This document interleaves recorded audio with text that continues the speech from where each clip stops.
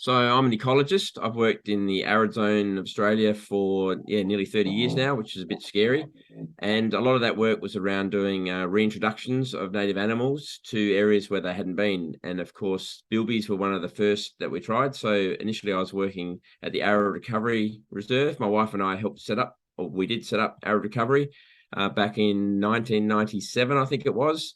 And yeah, pretty soon after I guess a little bit of background too. I've been researching cats and the impact of cats and the relative impact of cats and foxes and other threatening processes on wildlife for 10 years or so before that. And we realized pretty early on that if we wanted to get some of the native wildlife back into the country, we really had to come up with a solution for cats.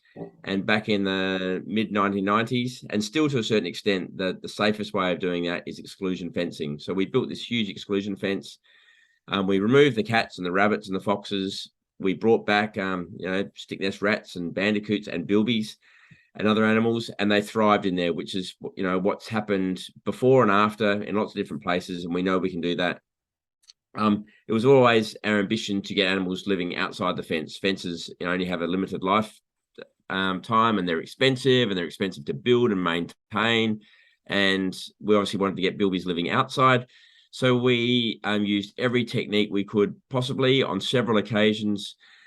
We had baits and traps and shooters and more traps and more shooters, and tried different sort of cat baits and fox baits and all sorts of things. And a couple of trial releases we did immediately outside the Arid Recovery Reserve where the bilbies were booming inside. We followed the fate of those animals, and even though some bilbies lasted for 12 months, eventually they were predated, and most of the predation overall was by cats.